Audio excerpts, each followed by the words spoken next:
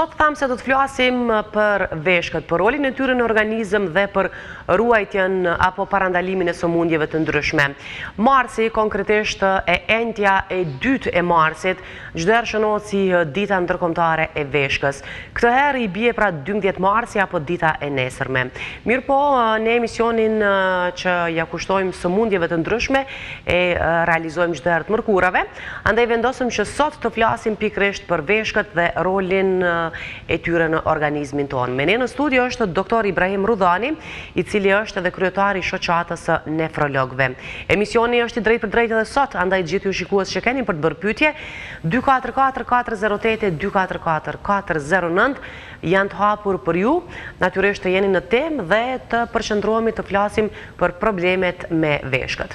Doktor, mirëmëngjesi, mirë se erdhët në emisionin tonë. Mirëmëngjesi, faleminderit për ftesën. Faleminderit nga ana juaj.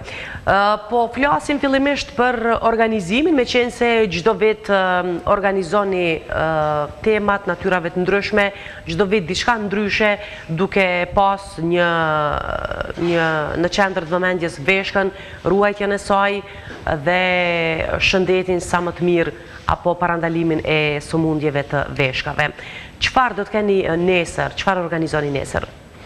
Spari, desha t'ju falenderoj për ftesën dhe për mundësinë që na jepni, neve si mjek Spari, pastaj edhe si kryetari shoqatës ose si shoqatë nefrologëve, sepse ne po të mbajmë ligjëratat të tëra, me javë të tëra, me muaj të tërë, nuk kishim mujt me arrit besoj atë domenin të cilin mund të amërrim përmes këtij emisioni, për shkak se besoj shumë që edhe shikueshmëria e televizionit juve është mjaft e madhe, prandaj misioni jonë që nesër do ta kemi, besoj shumë që ka me pas shumë më pak efekt se sa një emision i tillë organizuar për arsye edukative, sepse në fundit edhe postulat i joni është ta prevenojmë ose ta parandalojmë çdo të keqe që i ndodh veshkës ose sëmundjet që atakojnë veshkën ose infeksionet e tjera e tjera. Nesër si shoqatë e nefrologëve, bashkë me klinikën e nefrologjisë, kemi organizuar ose kemi vendosur ta shënojmë siç dokën në botë ditën botërore të veshkës, e cila është edhe ajo, siç thatë ju, edhe ajo 2 e marsit, normalisht me mundësitë që i kemi ne si shoqatë dhe si klinikë. Spari në ora 8 po e fillojmë një program që është postulat ose si të them është target temë e këtij viti është veshkët të shëndetshme për këdo dhe kudo, dhe normalisht parandalimi ose prevenimi i sëmundjeve, diagnostifikimi e hershëm dhe në fund normalisht që nuk e dëshirojmë asnjë mjekimi, po sepse këto masat e hershme janë shumë më të lehta, shumë më të lira, shumë më përfitues është edhe vetë për pacienti, prandaj ne mundohemi këto dyja të realizojmë. Spari që mos vije puna ose mos vije momenti për trajtimin atyre sëmundjeve që për fat keq shumë ndjenjë janë edhe me komplikacione, me invaliditete, me kufizime në jetë e tjerë. Në ora 8, si zakonisht, është mbledhja mëngjesit dhe ligjëratat që mahen në klinikë dhe bashkëbisedimi me kolegë, secili nefrolog do thotë idetë, mendimet, risitë që ka ose ka dëgju ose ka lexu. Pastaj nga ora 8:30 kemi një emision që do të fillohet me shkollën, këtë rast kemi zgjedhur shkollën Hasan Prishtina me vitin e 8 dhe 9 që janë pak më të rritun, një emision testues, po edhe informues, kuptim sa dim për veshkën, çfarë është veshka, ku ndodhet ai organ, cilat janë funksionet e organeve, këtë rast të veshkës si organ, dhe pastaj nga ora 9:15 do dalim sheshi Nën Tereza, normalisht duke shpërndar disa broshura këshilluese dhe matjen e sheqerit si shkaktar kryesor i sëmundjeve e veshkës, hipertensioni e tjera. Normalisht edhe bashkëbisedimi me qytetarët ata që janë të interesuar dhe sugjerimet, këshillat për si duhet parandalojmë sëmundjet e veshkës. Po, në fakt do të diskutojmë gjithë ato për cilat do të flasim edhe ne sot për shikuesit tanë, për opinionin në përgjithësi. Na tregoni pra, ndonë që një numër i madh i njerëzve dim pra se ku janë vendosura veshkat dhe cili është roli i tyre. Roli i tyre besoj që është shumë i rëndësishëm që ta përsërisim disa herë për ditë, pra se pse duhet t'i mbrojmë veshkat, çfarë roli, çfarë funksioni kanë ato në organizmin tonë. Vetëm ta sqaroj edhe pak, programi vazhdon me orën 1, se dashta mos më zgjat shumë për mos më çan veç monolog. Nga ora 1:15 vazhdon ligjëratat në telemedicinë. Ka qenë parashikuar që të vinë 2 profesorë nga Turqia, po për shkak situatës aktuale në Ballkan dhe në regjon, kemi vendosur që ata të ligjërojnë nga distanca përmes telemedicinës. sepse edhe ashtu ligjërata do të marrë në telemedicinë deri ka ora 4.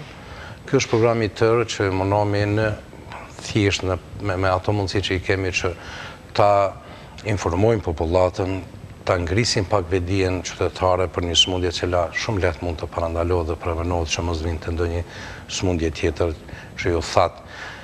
Veshkat janë organe çifte normalisht, si çdo organ tjetër ka funksionet e caktuara, gjendet ose vendoset në prapa shpinë ose në hapësirat. Kemi edhe pamjet që po i përcjell në ndërkohë. Në hapësirat retroperitonale, ne i themi, do me thënë prapa peritoneumit, po ka shumë funksione, janë të madhësisë 10 deri në 12 cm, në varësisht për konstitucionit sa njeri është i madhë, trashësia është 5 deri në 6, ose gjashësia, kurse trashësia është 2 cm, ka shumë funksione, po ato që janë më të rëndësishme janë ekskretimi ose pastrimi i toksinave. Për fat keq një nefrolog shumë i madh botëror ka thënë që veshka me një thojës, apo thamë se cilë e ka misionin e vetë, thotë është një organ budallah që punon për llogaritë huaja, që nuk është ashtu.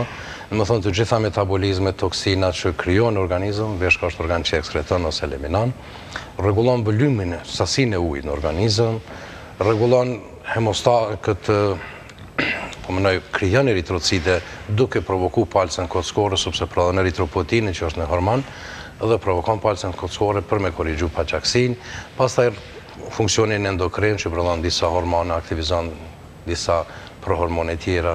Do thonë ka shumë funksione, po dhe metabolizon, ka disa hormone për shembull që krijon në organizëm që po mos jenë veshka, siç është insulina, gastrina, janë disa hormone që po mos jenë veshka të mbesin aktive gjithmonë.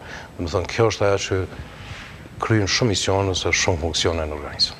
Po, e dim se ekzistojnë disa sëmundje apo sëmundje të shumta të veshkëve, por para se të flasim për sëmundjet, është me rëndësi të dim pra se si t'i ruajmë veshkët, si t'i mbrojmë ato, ndonë se kujdes mundohet secili individ që t'ju kushtoj.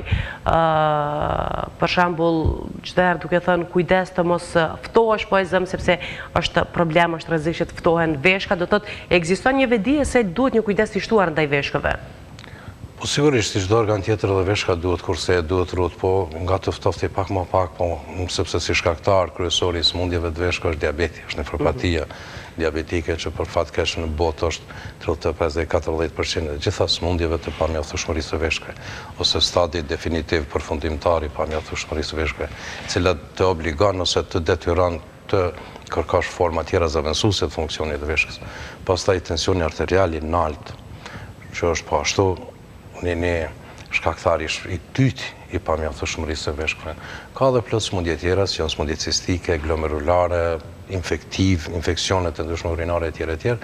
Po ajo si të them si basht që varet shumë nga ne janë diabeti ose rregullimi i sheqerit në gjak, pastaj rregullimi i tensionit arterial. Pse ne mos ta rregullojmë në sheqer kur ka mundësi, ka metoda, ka terapi, pastaj edhe pse normalisht për rregullimin e sheqerit nuk parashikojmë vetëm terapia, janë spari 4 metodat parandaluese që janë, domethënë është aktiviteti fizik, është dieta që hin në stilin e jetesës. Pastaj marrja e terapisë është tek e tretë. Domethënë pse mos ta parandalojmë një variacion ose një ndryshim të madh glikemisë herë 20, herë 10, herë 5, që çdo rritje e sheqerit mbi 10 shkakton edem ose ajtje të glomeruleve, të pjesëve të nefroneve normalisht që shkon me damtim irreversibil ose të parikthyer të funksionit të veshkës. Pse mos ta rregullojmë ose ta majmë një diabet, një glikemi në gjak stabil, është në të njëjtën kohë indirekt i prevenojmë ose parandalojmë edhe sëmundjet e veshkëve. Ose një tension arterial që ka mundësi dhe ka terapi, ka procedura tjera si korrigjohet tensioni, do të thonë aktiviteti fizik, stili i mirë i jetesës, mosmarrja tepër të kriprave etj. Që mund t'i parandalojnë sëmundjet definitive që ka në fillim dëmtimin të pakthyeshëm të funksionit të veshkës, që sigurisht i kushton pacientit edhe me jetë të kufizuar, edhe me punë të kufizuar, për kushton për fat keq tani edhe familjeve, edhe institucioneve ku punojnë, sepse është me një formë, është një individ me aftësi të kufizuara për punën që mund ndodh të jetë minator, të jetë bujk, të jetë punë të rëndë me kërkesa psiqike etj. Po, mirë, unë dua që të përmendë se ne tani veç që kemi hapë telefonat dhe në presim edhe telefonuesit tanë, ata që kanë përdor pyetje rreth smundjes së veshkëve, rreth probleme apo dyshimeve që mund të kenë apo dhe si t'i mbrojnë veshkët e tyre. 244408 dhe 244409 prej tani janë të hapur për ju. Nuk e di nëse kemi ndonjë telefonues të parë, më duket se e kemi me një herë, kështu që po e inkuadrojmë. Përshëndetje. Përshëndetje. Mirëmëngjesi. Mirëmëngjesi edhe për ju. Kam diçka me problem me veshkën, diçka po më qënë shumë bukësim. Kesa artak po më qënë diçka, po kam qënë me vetë Mjeku, po çka, kështu po vjen sa seri pej lukni po më del veshk, po më del këta. Të lutem pyetjen edhe një herë, sepse do dëgjuam pak dobët dhe nëse ka mundësi regjia ju lutem zë pak më tepër studio. Po kam qënë me vetë Mjeku, po çka, kështu po vjen sa seri pej lukni po më del veshk, po më del këta. Të lutem pyetjen edhe një herë, sepse do dëgjuam. Zonjë, a ka mundësi t'ja ndalësh zërin televizorit? Ani prit, veç një minutë mundesh me prit. Edhe gjithë ju të tjerë të cilët inkuadroheni, do t'ju kishim lutë që t'u andalni zërin televizorit sepse e pa mundur që të bashkëbisedojmë më pas. Mirëmëngjesi. Po, ju dëgjojmë tani cila është pyetja juaj. Pyetja jeme, kam diçka, kune kom bo një trazon, diçka me veshkun, diçka po më qënë sarta. Pej luksit po më qënë sart.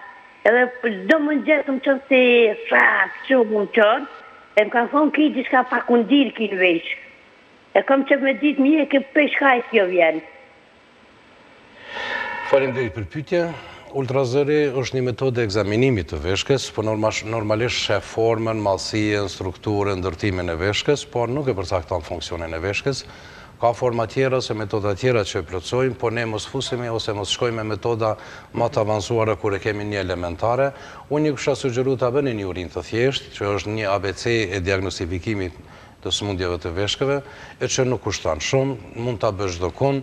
Prandaj kjo ke këshilla ime e para që çdo kush që ka dyshim ose ka probleme duhet ta bëjë një urinë, një analizë urinës thjesht, që normalisht shohim shumë ndryshime nëse eventualisht ka atë, ose detektojmë shumë smundje që mund t'i parandalojmë se kjo varet nga ne, varet nga analiza të cilën e fitojmë nga një rezultat i tillë.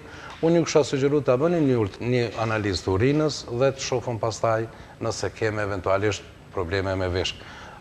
Organizmi është si tërësi, nuk mund të ndash të thosh që lukthi nuk komunikon, thash parë za gastrina, që gastrina definitivisht sintetizohet në lukth, prandaj veshka është ajo që neutralizon, por nuk po du me lidh smundjen tash që kjo ka probleme, po nuk mund të ndash një organ, ne vetëm e studiojmë për thjesht ma shumë për arsye didaktike, edhe për arsye nuk thellu njëri ma shumë në ato probleme ose profesionisti, po ju kisha sugjeruar ta bëni një analizë urinës e pastaj të konsultoni nefrologun dhe të shohim eventualisht nëse ka ndonjë patologji ose ndonjë smundje që mund t'ju ndihmojë. Po, nuk ka individ i cili nështrohet ndonjë analizë të thjeshtë dhe që nuk e bën një analizë të thjeshtë të urinës. Çfarë mund të tregojë kjo analizë kur mund të kemi fillim të problemeve me veshkët? Për fat keq, smundja e veshkëve është smundje tinzare. Edhe shumica pacientëve tanë vinë në fazat shumë të vonshme. Kjo është fatkeqësia dhe kjo është qëllimi i ditës botërore të veshkës, pse ne mundohemi ta vetëdijsojmë popullatën ose të japim informata bazike. Më thënë, një analizë e thjeshtë e urinës, një urinim i shpesh natën, është një shaj, është një sinjal që ti duhet t'i ulëmtosh ose duhet t'i analizosh funksionin e veshkëve, e që neve me një analizë të urinës shumë thjeshtë që më bëhet gjithkohë, rutinë është, bazike që bëhet në çdo shtëpi të shëndetit, e mos flas më për nëpër klinika, mund të marrim shumë rezultate. Për shembull, vetëm ngjyrën e urinës ne mund të përcaktojmë çfarë probleme ka veshka, ka zall, sepse ne po flas fjalën popullore kristale, sepse ato e turbullojnë urinën, do të thonë është urinë e kthjellët ose është urinë e turbullt, pastaj ngjyra e urinës, që flet për shumë smundje. Ne shohim se ngjyra zakonshme duhet të jetë e verdhët e qeltë ose ngjyra kashte, siç quhet në popull. Po, çdo ndryshim i ngjyrës flet për një smundje, nuk do thotë vetëm smundje, mund të jenë edhe raste fiziologjike, ka hëngër karrota të kuqe që ne në popull i themi panxha sheqer ose ka marrë barra të ndryshme sepse ka dhe barna, që ndryshojnë ngjyrën e urinës që realisht llogaritet si ngjyrë fiziologjike, po që ndryshon nga ngjyra normale. Pastaj ka edhe momente tjera ose smundje tjera të cilat flasin për ngjyrën, ngjyra çokoladës, ose ngjyra kaft, ose ngjyra, do të thonë që ka të bëjë me smundjet e veshkë, me glomerulonefrite, me cirozë mëlçisë, me hemolizë ose zbërthim të eritrociteve të tjera. Do të thonë, duket një analizë shumë e thjeshtë, shumë e zakonshme, që bëhet çdo kohë, po që flet shumë. Po që tregon shumë. Tregon shumë, pastaj mos flasim për to çdo rritje e glukozës ose sheqerit në urinë, flet që diçka me veshkën nuk është në rregull, do të thonë, ose sheqeri lart në gjak, ose ka ndonjë patologji që veshkan, sepse sheqeri realisht nuk duhet eliminohet me urinë, nëse është në gjak 90 mmol për litër, por nëse është mbi, është normale që edhe ajo barriera ose ai mekanizmi që mund ta kontrollojë është i kufizuar, prandaj çdo rritje e kësaj vlere mbi këto prezantohet ose paraqitet me glikozeuri ose prezencë të sheqerit në gjak. Është shumë të rralla janë patologjitë kur sheqeri në gjak është normal, po mund paraqitet pa, ajo është patologji që është shumë e thellë, që është me 0,01% qytetarëve që nuk i dedikohet shumë këtyre, po prezenca e sheqerit në gjak flet që sheqeri nuk menaxhohet mirë, nuk kontrollohet mirë, e që realisht edhe komplikacionet pastaj vinë shpejt, nëse nuk e menaxhon, nuk e kontrollon një diçka që shkakton edem të përditshme të veshkës, herë ajet në gjobobollore, herë zboglohet ai vëllim i qelizës, këtë rast i glomerulit, thonë prishat barrierën ose atë për zgjedhjen e vet aty në poreve, vrimave që lejojnë me kalue me dëbërtu toksinat, substancet e ndryshme që duhet eliminohen. Prandaj urina thjesht flet shumë, flet për proteinat. Çka tregojnë proteinat? Po proteinat definitivisht veshka nuk duhet i lshoj proteina, sepse janë substanca bazike, këtë rast proteina ne i flasim edhe për albumina dhe për globulina që janë produkti sintetizimit të imunantit rrugësave ose produkt bazë për sintetizimin e hormoneve të ndryshme, sepse shumica hormone janë peptidike ose janë proteine, prandaj çdo humbje proteines, ne humbim një substrat, një bazë, një lëndë parë, qoftë për krijimin këtë rast. Kur kemi një proteina shumë në urinë, domosdoshmërisht duhet ta shohim pse është. A është funksioni i veshkës që po kompromitohet apo është ndonjë smundje, ndonjë gjendje këtë ndryshe. Ne vetëm 2 raste ose 3 janë që e marrim si normale, si fiziologjike, në thojza, është shtatzanit, që një proteinë dyshim ose një plus në urinë, është fiziologjike, është normale, sepse është gjendje këtë tjetër fiziologjike, pastaj marshet të ndryshme, fund fizike të ndryshme, po edhe smundjet të ndryshme, sistemike, reumatike, zemrës e tjera, japin proteinuri, po gjithmonë, kur nuk i ki këto dhe ki një proteinuri, flet që një smundje veshkës, ose veshka ka fillu të atakohet, sepse e ka një semi-permeabilitet ose një gjysmë për zgjedhje që diçka duhet me lshu, po diçka jo. Në më thënë, ato që s'bën me lshu edhe e zgjenë prezencë në urinë, diçka është keq, në më thënë, duhet të lumtohet pse është ai shkak, pse ajo ndodh. Unë besoj që kjo me një analizë të rutinë që ne e bëjmë për çdo ditë mund të flasim shumë, fundit pasqyra e urinës është një pasqyrë që çet sipërfaqe gjendje fiziologjike të organizmit. Po e kalojmë proteinat, po thamë çdo prezencë e proteinës në gjendje normale është patologjike, prandaj duhet të luftohet edhe duhet të detektohet pse është. E që 100% është e veshkës. Pas këtyre rasteve që i potencova ose i përmend. Sa shkojmë me tutje që ka bilirubinat, çdo rritje e bilirubinës në urinë është diçka patologjike që flet.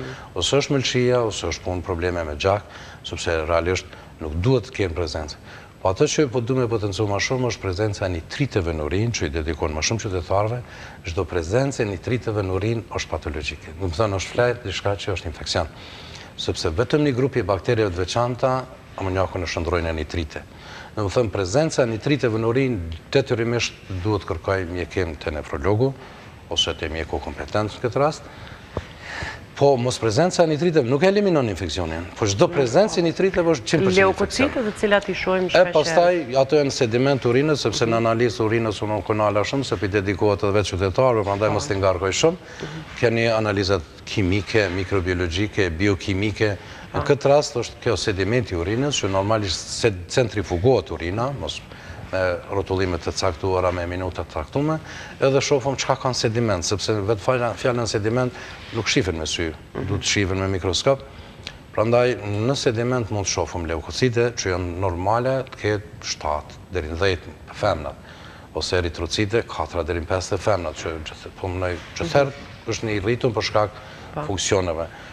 që nuk duhet ketë, mund të ketë kristale, mund të ketë cilindra hialin, por nuk duhet ketë leukocite më shumë se 10, sepse flet një infekcion urinar, nuk duhet ketë eritrocite më shumë se numri caktuar, sepse çdo prezencë eritrociteve më shumë se ky numër i fiksuar ose i caktuar, flet për patologji.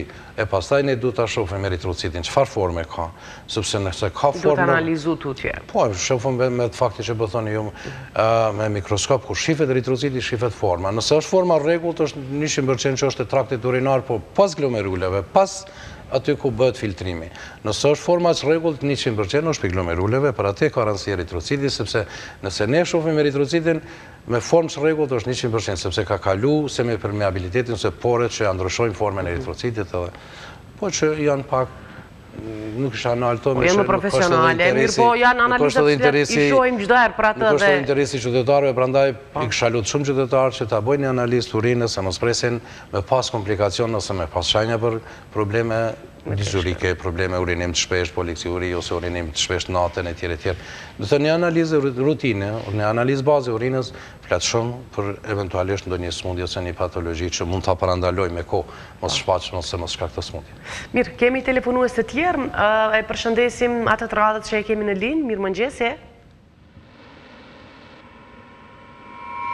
Apo na dëgjojnë? Alo? Linjë dështuar duket. E kemi në linjën tjetër dikë? Presim pak.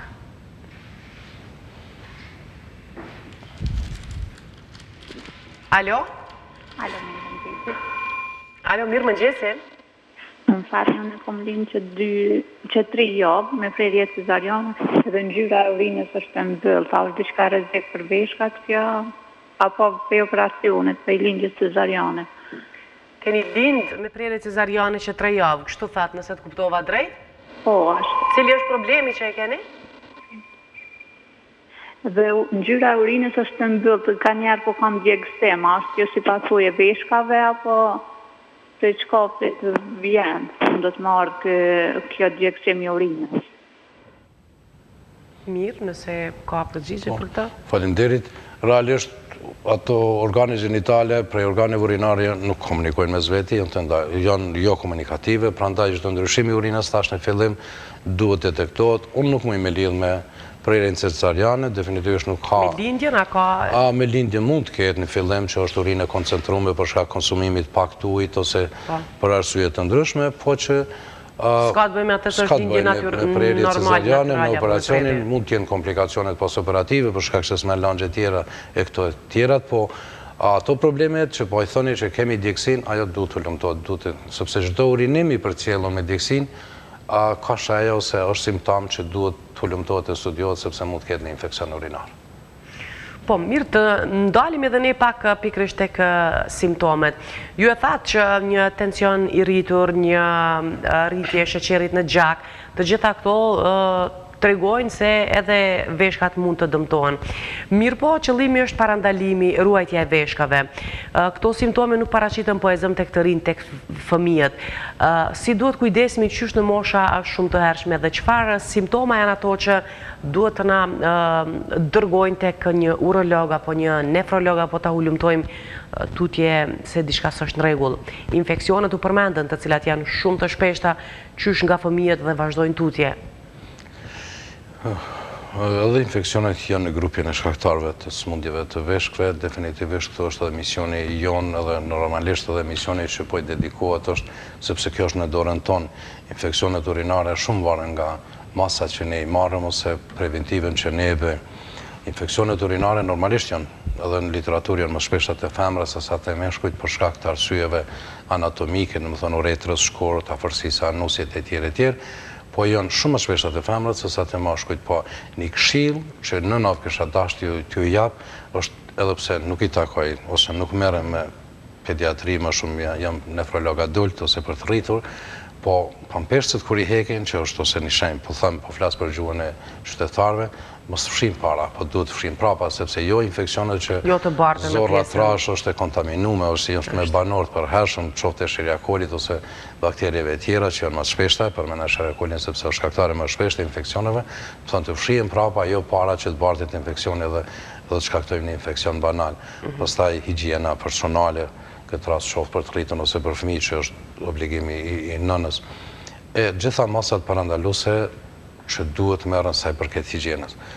Thashtet mashkujt tek në moshën 50 vjeçare, për shkak arsyeve anatomike, më thënë lëngu prostatik, uretra më e gjatë, e tjera, janë më të rralla, e që kjo përqindje ndron me moshë, më thënë në moshën 50 vjeçare, atëherë veç kur fillojnë me ra funksioni prostatës, ose më ullë sekretimi prostatik, tjera veç ndron konstelacioni, ose ndron përqindja, më shumë kemi infeksionet e mashkujt, se sa të femrat, po një infekcion urinar mund detektohet lehtë. Do thënë me shenjat përcjellëse që tha kolegja, një nga ato është problemi i përcjellur me djegje, problemi dizurike ose urina me përcjellur me dhimbje, qoftë në fillim të porcionit mes ose në fund, varësisht pe kur paraqiten dhimbjet, pastaj problemet thirrje të shpeshta urinimit, thirrje të rreshme ne që i quajmë për urinim e tjerë, janë shenja që duhet kërkohet një hulumtim, një zbulim ose një mjek që ta detektoj pse janë këto probleme që në kushte normale dhe fiziologjike nuk duhet jenë. Po çdo shenjë paraqitun duhet të lëngtohet se për çka është fjala. Më thënë nuk varet për neve, sepse një infekcion urinar i zakonshëm o banal që mund të mjekohet shumë lehtë ose të prevenohet shumë lehtë, mos ta lënë të paraqet një komplikacione që rashtë realisht në grupin e tretë të pamjaftueshmërisë së veshkëve ose të katërtin. Më thënë një korrigjim ose një monitorim i mirë infeksioneve urinare parandalon një patologji e cila definitivisht e përmend parza që shkanë në patologji tjera që duhet. Cilat infeksione më shpesh paraqesin probleme me veshkën? Janë gjitha një kategori apo ekzistojnë bakteret të caktuara që i dëmtojnë më tepër veshkët, që duhet pas kujdes më tepër nga to? Infeksionet urinare, si infekcione ne klasifikojmë vetëm shkaktarë që të janë më shpesh, përndryshe infeksionet urinare janë si infeksionet urinare. U përmend Escherichia coli? Po e përmend Escherichia coli sepse është shkaktari më i shpesht i infeksioneve urinare, përndryshe nuk përjashtohen as gram pozitiv, as gram negativ, ne që i quajmë Escherichia coli, Proteus, Staphylococcus e tjerë, po që me një urinokulturë të zakonshëm, sepse ti nëse sheh një urinë të kontaminuar këtë rast, që sheh shumë leukocit do herë, në sediment mund të sheh bakterie laboranti dhe të sugjeron ose këshillan mjekun që ta kërkoj një urinokulturë, që unë kisha porosit qytetarë në këtë rast në masën që i dedikohet këtë emision, që mos përdorin antibiotik, pa bë një urinokulturë ose pa bë një uri thjesht, sepse një përdorim ose një abuzim i antibiotikut në këtë rast thojza, neve në bën shumë probleme. Do të thënë krijon ose humb një mjet të artë për detektimin dhe identifikimin e cilës bakteri është dhe me cilën antibiotik mund të... Ajo është plus, sepse jam i bindur shumë që asnjë qytetar nuk e përfundon antibiotikun me dozë të caktuar dhe me afat të caktuar. E merr një D2. E përfundon kur përfundohet deri në harxhem të paketimit. E merr një D2 edhe e shet që bëri më mirë e lën, por realisht ai nuk e ka mjeku smundjen. Ai vetëm e ka qitë për gjëm bakterien, por realisht e ka dhënë mundësi me ndryshu asaj bakterie, me kriju një rezistencë, me kriju një mutacion të ri, është që edhe për neve nëse për mjek kemi shumë problem. Prandaj kisha sugjeruar qytetarët që mos përdorin antibiotik, s'paku, pa një urinokulturë, pa një ekzaminim të urinës thjesht për me pa çfarë është fjala, cili bakteri është, cili grup i takon, me cilën antibiotik luftohet e bakterie, sepse në fundit shumica pacientëve që neve na vinë në klinikë ose na vinë në ambulancë specialistike, shoh që kur vjen, thotë unë ku marr baktrim, unë ku marr amoksell, po i përdori barnat e zakonshme që i përdori qytetarët, unë ku marr ciprinol, e që kjo ka kushtu, për shembull ciprinolin në fillim ka qenë bari për zgjedhën ose i vijës parë i luftimit të infeksioneve. Tani e kemi tretin, katërtin. Do të thonë ne ja kemi qytetarë duke abuzuar ose duke marrë tableta pa sugjerim mjeku, pa antibiogram, pa dozë caktuar. Prandaj sot e kemi këtë antibiotik që ka qenë në fillim i vijës parë luftimit të infeksioneve, sot e kemi në grupin e tretë ose në rendin e tretë. Nuk është më bari ose armë e zgjedhën për infekcione. Vesh mos na trego kush është në vijën e parë, sepse shumë shpejt e rangojmë te e katërta e pesta. Nuk du në këtë rast me... është protokollet, janë protokollet e mjekimit të infekcioneve urinare. Kjo në fundit nuk i dedikohet qytetarëve, prandaj po them çdo infekcion i paraqitur mirë është konsultohet mjeku dhe të konsultohet nefrologu. E për urologu nëse kem nevojë pastaj e thirrëm urologun, në fundit është kirurg, që i përgjigjet briskit e mjekimit të smundjeve konservative. Mjekimi konservativ, se dhe sot e edhe në për ambulancë, edhe qytetarë, më thënë mjekimi konservativ, këtë rast mjekimi me barna, mjekimi me forma, dushma është i nefrologut, jo i urologut. Mirë, po e bëjmë një pushim të shkurtër pak marketing dhe do të kthehemi edhe në pjesën e fundit të kësaj bisede. Edhe disa minuta do t'i kemi në dispozicion, po flasim për smundjet e veshkëve, për parandalimin e smundjeve të veshkëve, faktorëve të tjerë të cilët ndikojnë si infeksionet urinare dhe smundjet tjera përcjellëse. Natyrisht po marrim edhe pyetjet e juaja. Na ka shkruar një shikuese jona, kështu që po i përgjigjemi, meqense na ka lutur që të merr një përgjigje. Po e lexoj vetëm pjesën esenciale, thot jam operuar nga veshka, i kam pas 5 gur dhe kam pas peshë të ullë 30 kg i ka ardhë kjo peshë pas operimit thot që e ka pas në Mjeku në vitin 2007. Tash në veshkën që e kam operu të majtën, kur të bithot në krah të majt më pengon. Sigurisht ndjen një lloj pengese, çfarë mund të jetë është pyetja e kësaj shikueseje. Faleminderit, ne me të mpa e potencu se thash ka shumë shkaktarë dhe shumë funksionet veshkës, po një nga ta janë edhe kalkuluset ose gurë në veshkë, ose smundjet obstruktive ne që i qujmë, që realisht këtë smundjet ta kanë ose duhet mjekohet bashkarisht me urologun që e potencu më parza, nuk ka në i mdarje se në i prerje me thikë mes disiplinave, prandaj ne gjithherë edhe fundit edhe merrim me të njëjtin organ. Prandaj, unë nuk e besoj që është shkaktar guri që ka prunë atë pozicion, sepse vetë funksioni një veshke ka 1 milion nefrone, e kur nuk shfrytëzohen 1 milion nefrone, po kur fillon degradimi ose shkatërrimi i tyre shkatërron shpejt. Prandaj, një funksion i veshkës së djathtë që potencon shikuesja në këtë rast, kish me mbulu 100% veshka në majtë edhe nëse nuk funksionon fare. Po nuk e di në çfarë gjendje është rastisa ajo veshkë, do të thonë nëse sa gjatë ka mbajtë ato gurë në veshkë, sa ka qenë ajo obstruksion ose ajo mbyllje e veshkës që ka kompromituar edhe funksionin e saj, e kësaj veshke. Prandaj unë i kisha sugjeruar të shkoj te urologu sepse nuk është 99% nuk është dhimbje që vije nga veshka e operuar, sepse po të ketë dhimbje nga veshka operuar është një sinjal, një shajt që veshka është ngulfat prap, më thonë qoftë për shkak ngushtimit të uretrës, qoftë për shkak krijimit të ndonjë kalkulusi tjetër ose guri tjetër. Prandaj nuk e besoj që është pasojë e operacionit, po megjithatë sa i përket funksionit të veshkës, unë thash që kjo nëse veshkën e djathtë që po thot shikuesja që e ka mirë, nuk ishme pas probleme në këtë rast me problemet veshkën. Një veshkë mbulon komplet, kemi pacient që transplanton veshkën edhe kryen funksionin 100%. Apo të që lindin me një veshkë? Ka plot pacient që lindin me një veshkë, gjitha funksionet fiziologjike, do thonë lindin bëhen nona kryen punë tek rastësisht e marrin vesh që ka një veshkë një ekzaminim rutinor. Do thonë ju kisha sugjeruar ta konsultoni urologun, eventualisht mos ka ndonjë diçka tjetër që aty se nuk jep as operacion e veshkë, po thiket komplet veshka, nuk jep këtë gjendje që thotë kam humbë peshë e tjera që nuk mund gjej lidhshmërinë mes operacionit ose smundjes që përshkruan pacientja me gjendje reale. Të përmendim edhe disa çështje, nuk po duam të përfundu këtë emision pa i përmendur disa çështje që janë të rëndësishme. Ne i përmendëm dhe folëm pak më gjatë për një analizë të urinës e cila tregon për problemet me veshkët, por cilat janë shenjat e tjera nëse vesh nuk jemi të kujdesshëm dhe të mos e neglizhojmë më tepër që të mos shkoj drejt dëmtimit të veshkës. Çfarë shenja tjera ka që tregojnë se duhet patjetër që të merremi me veshkët sepse kemi probleme? Unë thash në fillim funksioni i veshkës është funksioni ekskretues, por këto janë faza terminale ose faza të vonshme. Në fillim çdo problem që shoqërohet me urinim, qoftë formë djegësinës, qoftë urinimi i shpeshtë, qoftë lagja pa kontrolluar, etj.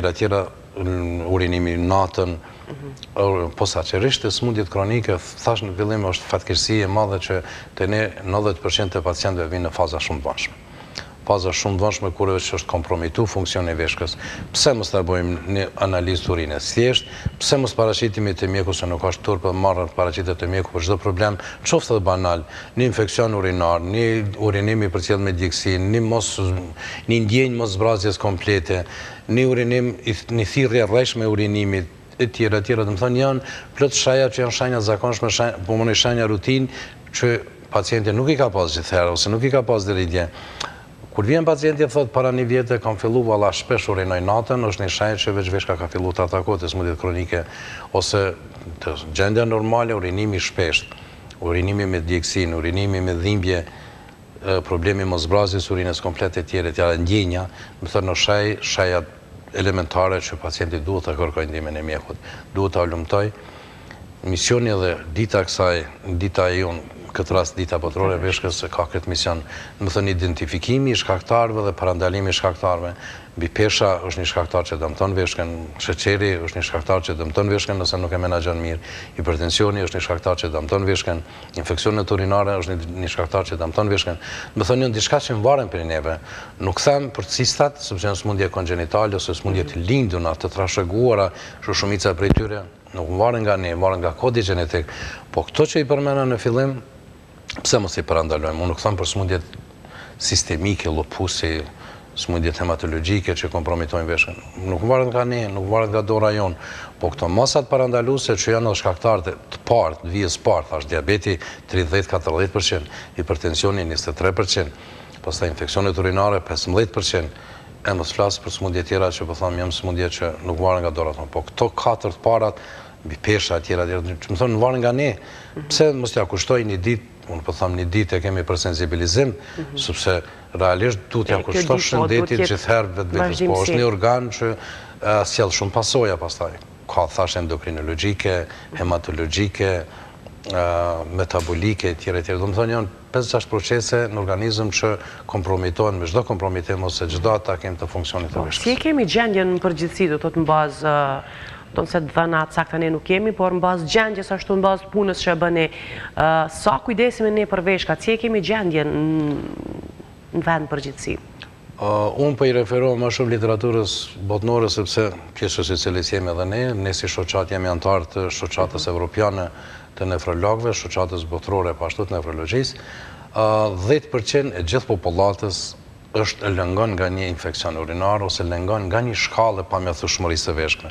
Do thonë nga shkalla e parë deri në shkallën e 5 që janë 5 shkallët, do thonë 10% e gjithë popullatës në botë që nuk besoj që edhe ne bëjmë përjashtim nga kjo, edhe pse nuk ka ndonjë studim ose ndonjë hulumtim të detajuar në Kosovë, po që kjo përqindje e masës flet, do thonë në 2 milion mi pas 200.000 të atakuar nga një shkallë infeksionit urinar, një shkallë pamjaftueshmërisë së veshkëve nuk është e vogël, që ajo mund të parandalohet nëse është diabeti, mund të parandalohet nëse është hipertensioni, mund të parandalohet nëse është infeksioni, ose në këtë rast që gurt janë burimi infeksioneve, një eliminim ose një thyrje gurve që eliminon ose një obstruksion, një mbyllje, pastaj mbi pesha, to janë në dorën tonë. Këto duhet i parandalojmë që edhe ashtu janë shkaktarët më shpesh të pamjaftueshmërisë së veshkëve, të cilat me një farë forme kushtojnë edhe individit, edhe shoqërisë, edhe familjes, po në fond e lënë një invaliditet, lënë një aftësi të kufizuar, e mos flas për fazën terminale që duhet bëhet edhe zëvendësimi ose i aty organi për funksionet. Ka metoda tjera zëvendësuese për fat mirë, s'po duhet me mbyll këtë me një mesazh të keq, sepse s'duhet krijoj panikë këtë rast, pacientët kanë alternativa, kanë zgjidhje, tani veç ka metoda tjera zëvendësimi të funksionit veshkës, për fat mirë tani veç është avancuar edhe forma e transplantit që për shembull në shtetet e Perëndimit 90% të këtyre të transplantuarve kur nuk përfundojnë prapë në ritransplant ose po flas për masën, për shumicën, ose nuk përfundojnë, nuk vdesin nga kjo smundje, po vdesin nga diçka tjetër, smundje zakonshme që janë për çdo. Po flasim për transplante, për këto që duhet patjetër të ndjekim një vend tjetër që e dim se është shumë e kushtueshme, është shumë e vështirë të arrihet deri tek mënyra së pare gjetjes së donatorit, ndonë se në raste tilla kur donatori ekziston, ndonjë familjar, është mundësia më e lehtë, më e mirë, do të thotë diçka që ende ne nuk e bëjmë në vendin tonë, jo pse s'mund të bëhet, por që ende se bëjmë.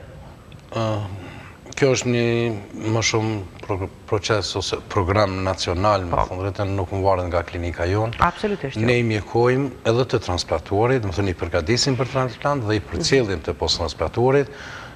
Nefrologët tani janë gjendje të përcjellin të post-transplantuarit, edhe i përcjellin i kemi afërsisht 130 të transplantuar në Kosovë. Flas tash e mora në fund mesazhin që ka pacient që janë të atakuar ose veç i ka gjetë kjo smundje, s'ta marrin si fund botës sepse ka metoda alternative tjera që mjekohen, s'pari është dializa. Po pra ne s'folëm për dializë, duke ditë që dializa dhe dializa peritonale janë forma tjera të dializës. Që jetojnë shumë njerëz dhe funksionojnë përmes dializës, punojnë. Jetojnë normalisht si krejt njerëz zakonshëm, e forma më avancuar më e mirë është edhe transplanti. dhe është zote më smartë të kjo, ne po misioni jonë është e para që ta parandalojmë që mos të vjetë kjo, po fatkeqësisht kur vjetë kjo atëherë ka format zëvendësimi, dhe më thënë duhet kërkuar që në Kosovë ne thash i detektojmë, i diagnostifikojmë, i propozojmë për transplant, që normalisht gjithmonë bota ka bank të organeve, sepse kanë institucionet e ne ende ligji nuk ka kalu, transplantojnë në shtetet të ndryshme që qeveria i Por ndryshe nuk është ndonjë proces që s'mund të bëhet edhe tek ne, kur bën shumë intervenime, po. Kjo është punë ekipore, nuk e bën një njeri, do të thotë duhet jetë normalisht një ekipa, po. Një anesteziolog ose pastaj një transfuziolog që është tipizues, një nefrolog dhe ekipa. Si në gjitha intervenimet tjera që është ekipa? Është pak më e veçantë për shkak tipizimit, sepse është organ që duhet tipizohet të caktohet sakt përshtatshmëria. Më thënë, po nuk është punë që nuk bëhet. Kjo po bëhet në shtetet më të vogla se Kosova, po për fat keq proceseve, problemeve që kanë të mëhershme, di që ligji për transplante ka mbetë në lexim të parë dhe është rikthy prap. Unë do zoti që qeveria të mendoj dhe të kaloj këtë, sepse fundit i kushton edhe shtetit një transplant që nuk e di çmimin afërsisht, po e di që çdo transplant shteti e rimburson. Nëse jo 100%, 70%, pastaj e që mbajtjen e organit ose barnat për mbajtjen e organit 100% i sponsoron ose i siguron shteti. Më thënë, edhe një shpresë e madhe për ta pacient që veç i takojnë këtij grupi ose këtij komuniteti. Po, mirë, për fond, cila do të ishte këshilla juaj, ndonë se në vazhdim si u thanë, do thotë këshilla se si t'i ruajmë veshkat, por edhe njëherë do thotë çfarë duhet të bëjmë që të mos mjekohemi, por t'i ruajmë Postulate dhe i vetë ditës botënore është veshkë të shëndetshme për këdo dhe kudo. Nga parandalimi, e keme qitë pare, me më thënë masat parandaluese, te detektimi, ose zbulimi, dhe kujdes të barabartë. Më thënë, pa dalim, race, gjenie, moshe, profesioni, e tjeri. Më thënë, ne postulate dhe i vetë i obëshës këtë rast i shoqatës e nefrologëve të botës dhe Evropës është që të marrën ose të parandalohen sëmundjet që janë në dorën tonë, që mund t'i parandalojmë e që mos vjetë komplikacionet në veshkë. Në më thënë, kushtoj një minut, 2 në ditë e vetës, me pa, keni probleme me runim, keni probleme me dizurike që i përmena marit, keni probleme me mbipesh, keni probleme me sheqer, keni probleme me tension, kontrolloni këto parametra, sepse do t'i keni edhe veshkë më të shëndetshme. Në fund dashur t'ju falenderoj shumë për këtë mundësi që na e dhatë, neve si shoqatë dhe si nefrolog, e ne kemi obligim realisht t'ju shpjegojmë, mundohemi t'i parandalojmë sëmundjet se në fundit jemi pjesë e këtij populli, dhe shumë ma lehtë e kam me lëgjëru një javë se sa më trajtu një pacient ose me mjeku një pacient, qoftë edhe me një infekcion urinar që mjekohet për një javë. Faleminderit gjithashtu edhe ju që ishit prezent dhe i dhatë këto këshilla për shikuesit tanë.